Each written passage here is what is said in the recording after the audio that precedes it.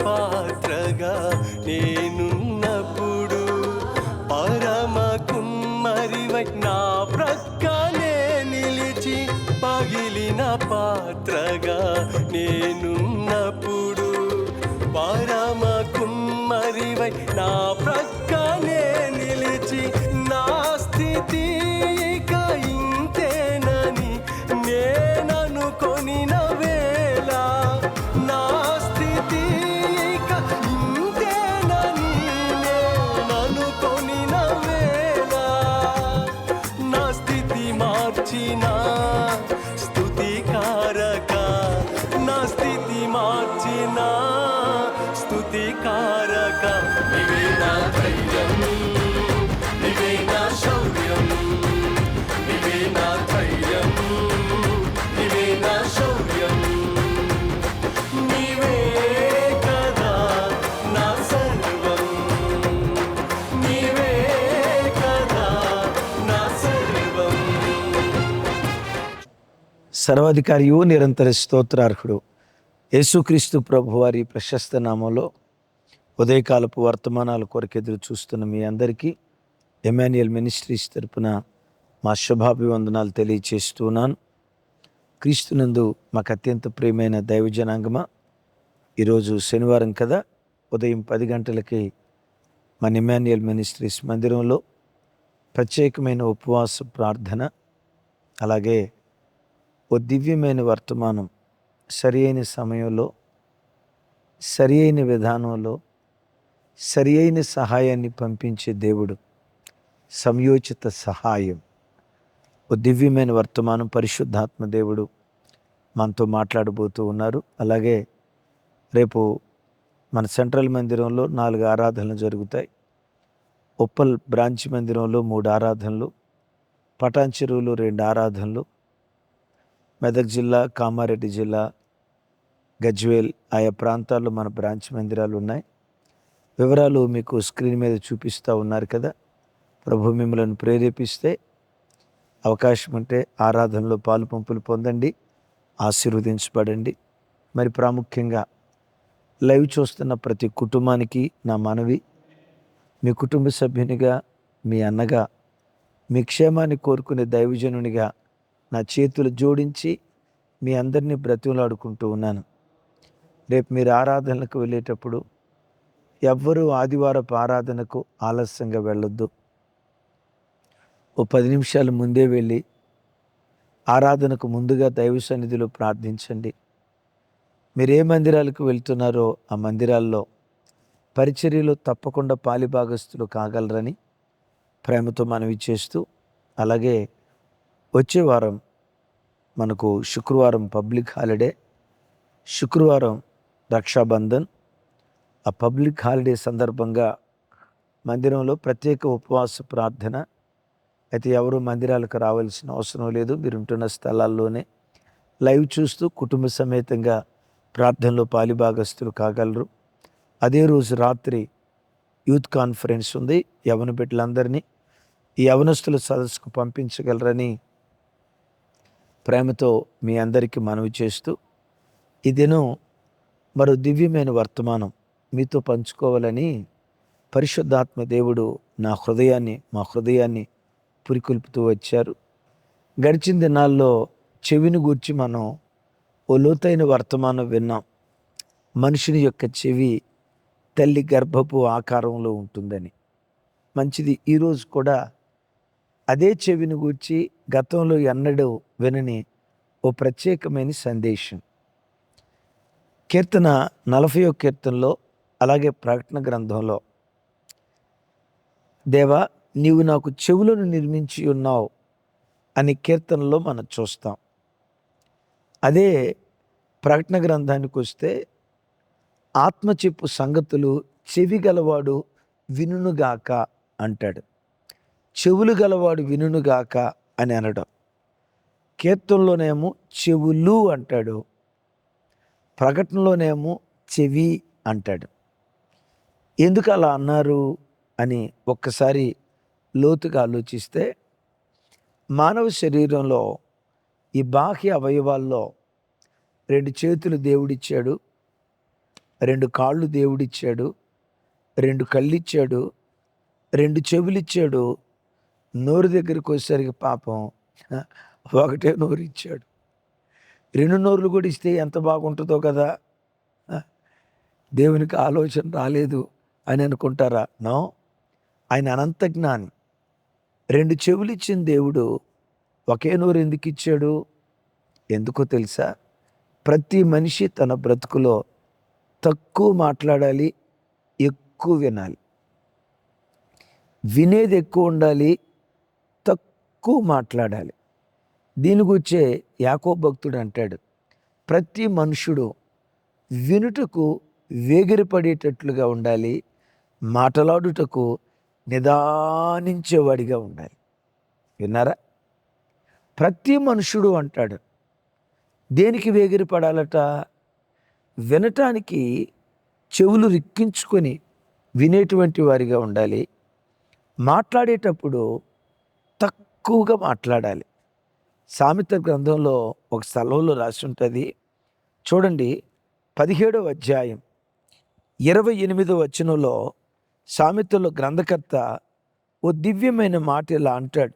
చూడండి, 17వ అధ్యాయం 28వ వచనం. తక్కువగా మాట్లాడే వ్యక్తిని గురించి ఇలా మాట్లాడతాడు. చూడండి, 28. ఒకడు మూఢుడైనను మౌనముగా నున్న యెడల జ్ఞాని అని ఎంచబడును. అట్టివాడు పెదవులు మూసుకొనగా వాడు వివేకి అని ఎంచబడును. విచిత్రం చూడండి. వాడు మూఢుడైనా మౌనంగా ఉంటే ఏం జ్ఞానిరా వాడు. విన్నారా? ఏం తెలివి కలిగినోడ్రా వాడు. మౌనంగా ఉండేవాడిని సమాజం జ్ఞాని అనుకుంటుందట, తెలివి కలిగినోడు అనుకుంటుందట. విన్నారా? ఊరక ఉరులుతూ ఉంటే, మా తెలంగాణ భాషలో చెప్పాలంటే ఊరక ఉరులుతూ ఉంటే, మన ఆంధ్ర భాషలో చెప్పాలంటే డబ్బాలో రాళ్ళు వేసినట్లుగా లోడ ఏవట్టి వాగుడిగాయ రేది, ఏవట్టి వాగుడిగాయ పెద్ద ఆకలి ఏదో మాట్లాడుతూనే ఉండి ఏం మాట్లాడతాడో ఏంటో, ఒక్క ముక్క అర్థం కాదు. అంత సొల్లు మాటలు చెత్త మాటలు మాట్లాడతాడు. విన్నారా? మూఢుడైనా మౌనంగా ఉంటే వాడు జ్ఞాని అని ఎంచబడతాడట, వాడు వివేకిగా ఎంచబడతాడట. అట్లాగని వాళ్ళేదో జ్ఞానులు అంటారు అని మౌనంగా ఉండటం కాదు. దేవుడు 2 చెవులు ఇచ్చాడు, 1 నోరు ఇచ్చాడు. తక్కువ మాట్లాడాలి, ఎక్కువ వినాలి. రైట్? వినేటప్పుడు ఎట్లా వినాలి? చెప్పే మాటలు మేలైన మాటలు, నీకు క్షేమాన్ని కలుగు చేసే మాటలు, నీ ఆత్మీయతకు ఆశీర్వాదాన్ని కలుగు చేసే మాటలు నీకెవరో చెప్పబోతున్నారు. ఆ మాటలు ఎలా వినాలో తెలుసా? ఒకసారి చూడండి. ఈ 2 చెవులను ప్రక్కన పెడితే హార్ట్ సింబల్లో ఉంటుంది. హార్ట్, గుండె ఉంటుంది చూసారా? గుండె హార్ట్ ఏ సింబల్, ఏ ఆకారంలో ఉంటుందో ఈ 2 చెవులు పక్కన పెడితే సేమ్ హార్ట్, HEART, హార్ట్ సింబల్లో ఉంటాయి. 2 చెవులు పక్కన పెడితే హృదయం ఏ రీతిగా ఉంటుందో 2 చెవులు సేమ్ యాజ్ ఇట్ ఈస్గా ఉంటాయి. విన్నారా? దాని అర్థం ఏంటంటే, నీ జీవితంలో నీకు ఎవరైనా మేలైన సంగతులు నీకు చెప్తే హృదయపు లోతులో నుంచి ఆ మాట వినటం ప్రారంభించు. ఎదుటివాడి హృదయాన్ని నువ్వు గెలుచుకోగలుగుతావు. దైవజనమ విన్నారు కదా? మేలైన సంగతి ఏదైనా ఒక వ్యక్తి చెప్తా ఉంటే చెవులు రిక్కించి ఒకే చెవి విన్నట్లుగా ఏక హృదయంతో హృదయపు లోతులో నుంచి ఆ మాటలు మనం వినేవారిగా ఉండాలి. తమ్ముడు, చెల్లి, అమ్మోళ్ళు, పెద్దవాళ్ళు, అనుభవం కలిగిన వాళ్ళు, దైవ సేవకులు, దేవుని ప్రతినిధులు ఏదైనా ఒక మాట నీకు చెప్పటం ప్రారంభిస్తే చెవులు రిక్కించి వినటం నువ్వు నేర్చుకో. 44వ కీర్తనలో కోరహు కుమారులు ఒక అద్భుతమైన మాట అంటారు. చూడండి, ఆ మాట ఒకసారి మీకు అవకాశం ఉంటే మీ పిల్లలకు కూడా ఈ మాటలు వినిపించండి. 44వ కీర్తన మొదటి చరణం. దేవా, పూర్వకాలమున మా పితరుల దినములలో నీవు చేసిన పనిని గూర్చి మేము చెవులారా విని ఉన్నాం. మా పితరులు దాన్ని మాకు వివరించిరి. వినారా? నీవు నీ భుజబలము చేత అన్ని జనులను వెళ్ళగొట్టి మా పితరులను నాటితివి. జనములను నిర్మూలన చేసి వారిని వ్యాపింపచేసితివి. వారు తమ ఖడ్గము చేత దేశమును స్వాధీనపరుచుకొనలేదు. వారి బాహువు వారికి జయమివ్వలేదు. నీవు వారిని కటాక్షించితివి కనుక నీ దక్షిణ హస్తమే, నీ బాహువే, నీ ముఖకాంతియే వారికి విజయమును కలుగు చేసెను. విన్నారా ఈ మాట?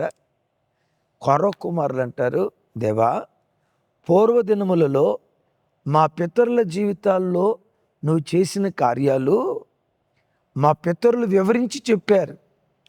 వివరించి చెప్తా ఉంటే మేము ఎలా విన్నామో తెలుసా?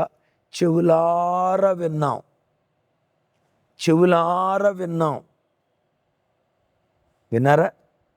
చెవులారా మా పితరులు చెప్పే మాటలు విన్నామయ్యా. మా పితరులు ఖడ్గంతో దేశాన్ని స్వతంత్రించుకోవాలా, వాళ్ళ బాహుబలంతో దేశాన్ని స్వాధీనపరుచుకోవాలా. నీ బాహువే, నీ దక్షిణ హస్తమే, నీ ముఖకాంతియే వారికి విజయాన్ని ఇచ్చిందట అని దేవుడు జరిగించిన కార్యాలన్నీ వివరిస్తూ మొదటి వచనాల్లో చెప్తారు. నేనంట, కొర్ర కుమారులారా, ఇది మీకు ఎలా తెలిసింది? మా పితరులు మాకు వివరించారయ్యా.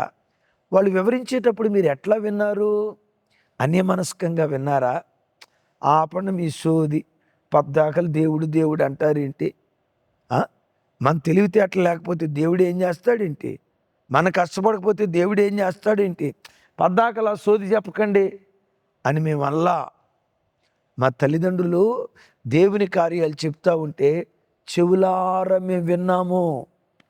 తమ్ముడు, చెల్లి, పెద్దవాళ్ళు ఏదైనా చెప్తా ఉంటే ఈ రెండు చెవులు ఒకే హృదయంలాగా మారిపోతాయి కదా. అందుకనే ఆత్మ చెప్పు సంగతులు చెవి గలవాడు, చెవులు గలవాడు అని అల్లా. అంటే వాక్యం వినేటప్పుడు చెవులు మాత్రమే కాదు పనిచేయాల్సింది, హృదయం కూడా మనం చెవులు మాత్రమే కాదు పనిచేయాల్సింది, హృదయం కూడా పనిచేయాలి. హృదయంతో మనస్ఫూర్తిగా నువ్వు విను. వీళ్ళు పితరులు చెప్పిన మాటలు మనస్ఫూర్తిగా విన్నారు. అయితే పూర్వదినాల్లో దేవుడు అద్భుతాలు చేసినట్లుగా వీళ్ళ జీవితాల్లో చేయలా. మమ్మల్ని నలిపేశావు, నక్కలున్న చోట మమ్మల్ని నిలవబెట్టావు, నలిపేసేవయ్యా మా బ్రతుకులను అని వాళ్ళకి ఎదురైన శ్రమలను గూర్చి 13వ వచనంలో నుంచి 14వ వచనంలో అంటాడు, అన్యజనులలో మమ్మను సామెతకు హేతువుగాను ప్రజలు తమ తల ఆడించుటకు కారణముగాను మమ్మను ఉంచి ఉన్నావు అని వాళ్ళు అనుభవించే బాధలంతా చెప్తూ, ఇదంతయు మా మీదకు వచ్చినను మేము నిన్ను మరువలేదు, నీ నిబంధనను మీరి ద్రోహులం కాలేదు, మా హృదయము వెనుకకు మరలిపోలేదు, మా అడుగులు నీ మార్గమును విడిచిపోలేదు.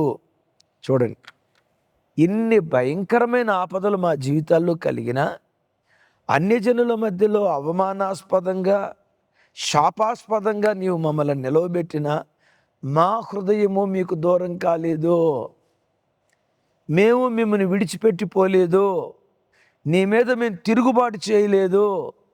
ఇలాంటి స్థితిలో కూడా నేను హత్తుకొని బ్రతికాం. పిల్లలు, భవిష్యత్తులో మీరు కూడా కొర్ర కుమారులాగా దేవుని అలా హత్తుకొని బ్రతకాలంటే అమ్మవాళ్ళు, నాన్నవాళ్ళు ఏదైనా దైవికమైన మాటలు చెప్తా ఉంటే, అబ్బా జోరీగలాగా పద్దాకలు చెప్పక మమ్మే, అరే ఇంటికి వచ్చింది మొదలుకొని ప్రార్థన, దేవుడు దేవుడు నాకు ఇది చెప్పక మమ్మే, నాకు తెలుసులే కానీ అని అనకండి. మీ పితరుల ఆత్మీయ అనుభవాలు ఏదైనా చెప్తా ఉంటే చెవులారా మీరు వినటానికి ప్రయత్నం చేయండి. ఆ మాటలు మీ హృదయ క్షేత్రంలో నాటబడితే మీరు విశ్వాస వీరులుగా మార్చబడటానికి దేవుడు కృప చూపిస్తాడు. మీకు తెలుసా, ఈ సృష్టిలో చెవులు లేని జీవరాశి ఒకటి ఉంది. కొన్ని ఉన్నాయి, వాటిలో చెవులు లేనిది ఏదో తెలుసా? చెప్పండి. చెవులు లేనిది పాము. ఆ, పాము లాంటి వాళ్ళకి చెవులు ఉండవు. ఆహా, వాళ్ళు మాట్లాడటమే కానీ వినేది ఉండదు. ఆహా, మాట్లాడమంటే లొడలొడా మాట్లాడుతూ ఉంటారు. వినటం అనేసరికి ఎదుటోడు మాట్లాడేటప్పుడు నిద్రపోతాడు వీడు.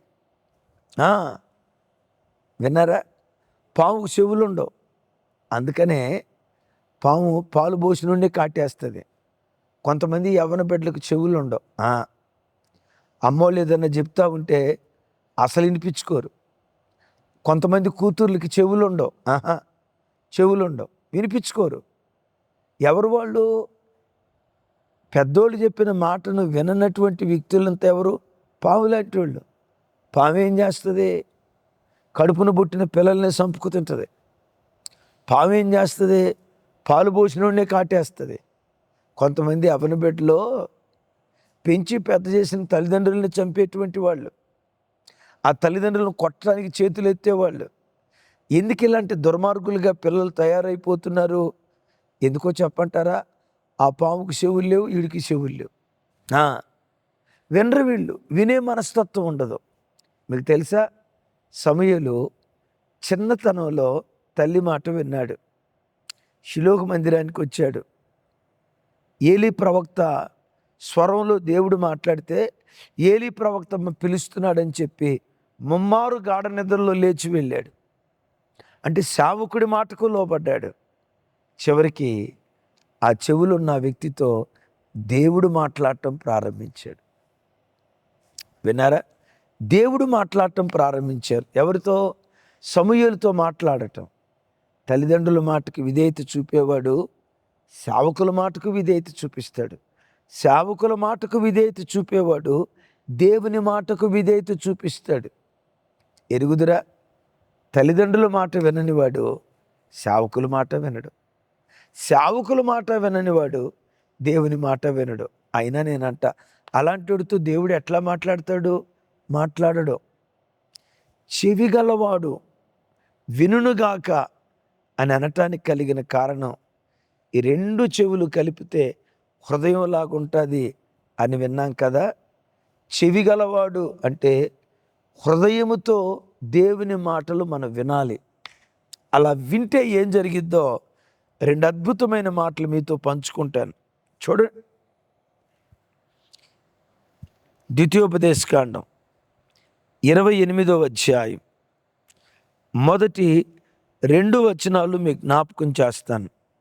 ద్వితీయోపదేశకాండం 28వ అధ్యాయం మొదటి 2 వచనాలు చూడండి.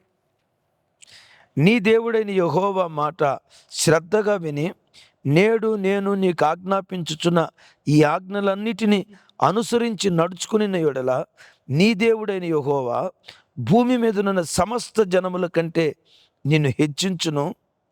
నీవు నీ దేవుడైన యెహోవా మాట వినిన యెడల ఈ దీవెనలన్నీ నీ మీదకు వచ్చి నీకు ప్రాప్తించును.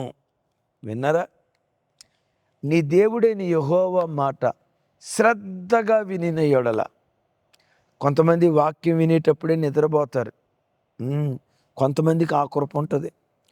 ఒకరోజు ఒక తల్లి అంది, అయ్యా మీ వాక్యం ఎంత కమ్మగా ఉంటుందంటే మీరు అలా వాక్యం చెప్తా ఉంటే నేను ఇలా నిద్రలోకి వెళ్ళిపోతానయ్యా అని అందంట. చర్చెస్లో మీరు చూడండి, క్రైస్తవ కుటుంబాలు, క్రైస్తవ బిడ్డలు చక్కగా హాయిగా నిద్రపోయేది ఎక్కడయ్యి అంటే చర్చిలోనే. ఇంట్లో డబల్ కాట్ బెడ్ మీద పడుకున్నా నిద్ర రాదు, ఏసీ వేసుకున్నా నిద్ర రాదు. ఆ చెయ్యి ఎట్టని, ఈ చెయ్యి ఇటని, ఈ కాలటని, అటు డొర్లి ఇటు డొర్లి ఎప్పుడో నిద్ర వచ్చేస్తుంది. అదే విచిత్రమో తెలియదు కానీ చర్చికొచ్చి కూర్చుంటారా?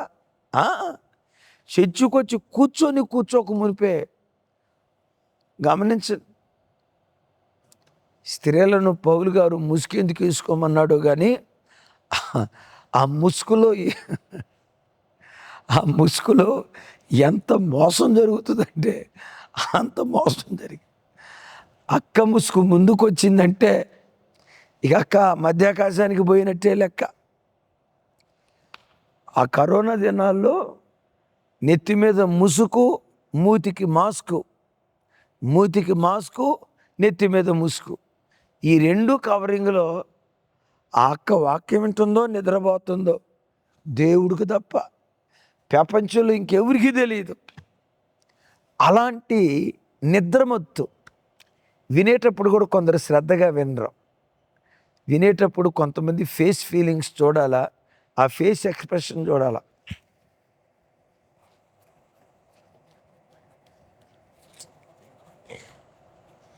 ఎందుకు వచ్చేవరా బాబు అన్నట్టు, ఇంకేం ప్రసంగం ముగించడే అన్నట్టు గడ్డం కింద చేపెట్టుకొని ఏదో 300 కోట్ల రూపాయలు అప్పున్నట్లు ఈ వీడియో తీసేవాళ్ళు ఉంటారు చూసారా, వాళ్ళు ఎంత మంచివాళ్ళు అంటే చక్కగా వాక్యం వినేవాళ్ళు తీస్తారు. కొన్ని సందర్భాల్లో అబ్బా వాళ్ళు చూపించే విషయాలు ఉంటాయి. కొన్ని ముఖాలు చూస్తే విన్నారా, ఎలా వినాలి వాక్యం? కొంతమంది వాక్యం వినేటప్పుడు ఏం చేస్తారో తెలుసా, చేతి మీద ముగ్గు వేసుకుంటారు. ముగ్గు అన్నయ్య చేతి మీద ముగ్గు వేసుకుంటారన్న సంగతి మీకెడ తెలుసు అన్నయ్య అని అంటారా? మేము బల్లయటానికి వెళ్ళేటప్పుడు చేతులు ఇట్లా పెడతారు కదా, ఎట్లా ఆ చేతులు కనపడతాయి ముగ్గులు. వాకిటి ముందేసే ముగ్గులు చేతుల మీద వేసుకుంటారు. అంటే పాస్టర్ గారు వాక్యం చెప్పేటప్పుడు వీళ్ళు పెన్ను తీసుకొని ఏదేదో రాసుకుంటూ ఉంటారు. శ్రద్ధగా వినే వ్యక్తులు చాలా తక్కువ. ఎలా వాక్యం వినాలి? 2 చెవులు ఒక్కటిగా చేసుకొని హృదయంతో చెవులు రిక్కించుకొని దేవుని మాటలు వినాలి. దేవుడు అంటాడు, నీవు నా మాటలు శ్రద్ధగా వినిన యెడల భూమి మీద ఉన్న సమస్త జనుల కంటే నిన్ను ఎక్కువ ఆశీర్వదిస్తా. ఇక్కడ అంటాడు, ఈ దీవెనలన్నీ నీకు ప్రాప్తిస్తాయి. మరో చోట కీర్తనల గ్రంథంలో అంటాడు, చూడండి 81వ కీర్తన 13, 14 చరణాలు. 81వ కీర్తన 13, 14 చరణాలు. దేవుని మాట ఎలా వింటే మనం కనికరించబడతామో చూడండి. ఆ మాట, అయ్యో నా ప్రజలు నా మాట వినిన యెడల, ఇజ్రాయేలీలు నా మార్గమును అనుసరించి నడిచిన యెడల ఎంత మేలు. అప్పుడు నేను వేగరమే వారి శత్రువులను అణగదొక్కుదును, వారి విరోధులను కొట్టుదును. విన్నారా? నా ప్రజలు నా మాట వినిన యెడల ఎంత మేలు. అంటే వినటం అంటే చెవులతో వినాలనే కాదు, వినటమే కాదు, ఏది విన్నామో దాన్ని మనం అనుసరిస్తే, అలా గనక వాళ్ళు చేయగలిగితే వేగరమే వారి శత్రువులను నేను అణగదొక్కుదును, వారి విరోధులను నేను కొట్టుదును. తమ్ముడు, రేపు ఆరాధనకు వెళ్తున్నారు కదా, శ్రద్ధగా దేవుని మాటలు వినండి. ఇది రానీయకండి, ఇట్లా అనకండి. ప్రతి మాట పిన్ పాయింట్గా శ్రద్ధగా దేవుని మాట విని నీలో ఆ లోపం ఉన్నట్లుగా తెలిస్తే దిద్దుబాటు చేసుకో. నీ పక్షాన యుద్ధం చేయటానికి వేగరమే దేవుడు బయలుదేరుతాడు. నీ పిల్లల పక్షాన శూరకార్యాలు జరిగించడానికి వేగరమే దేవుడు బయలుదేరుతాడు. ఏ శత్రువుల చేతిలో నువ్వు బందీగా మిగిలిపోయావో, శత్రు చేతిలో నుంచి నిన్ను విడిపించడానికి వేగరమే దేవుడు బయలుదేరుతాడు. నిదానించడం వేగరమే బయలుదేరుతాడు.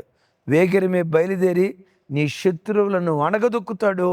ఆ శత్రువు ఎదుటే నీకు భోజనాన్ని దేవుడు సిద్ధపరుస్తాడు.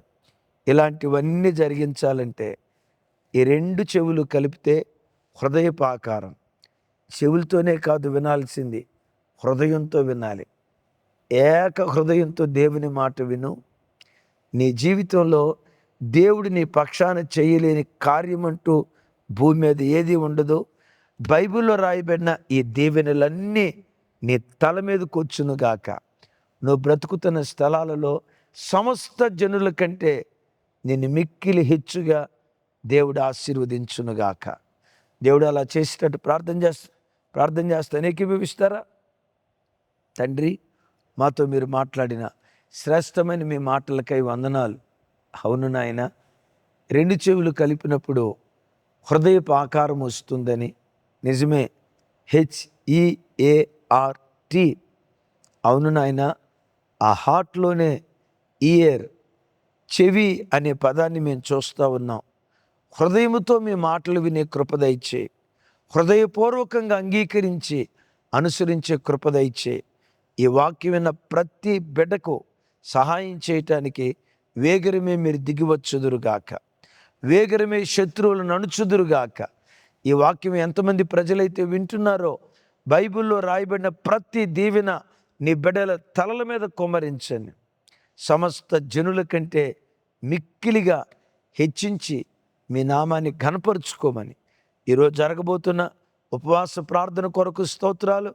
నీ ప్రజలు ఈ దినం చేస్తున్న ప్రయాణాల కొరకు, ఉద్యోగ వ్యాపారాల కొరకు కాపుదల భద్రత ఇచ్చి మీరు మహిమ పొందమని యేసునామంలో పొందియున్నాం తండ్రి. తండ్రి అయిన దేవుని ప్రేమ, కుమారుడైన యేసుక్రీస్తు వారి దివ్య కృప, పరిశుద్ధాత్మ దేవుని సహవాసం మనకు సకల పరిశుద్ధులకు సదా తోడయుండి నడిపించునుగాక. Amen, amen. Thank you. కృపా సమాధానాలు మనందరికీ కలుగునుగాక. ఈరోజు ఉపవాస ప్రార్థనలో కలుసుకుందాం.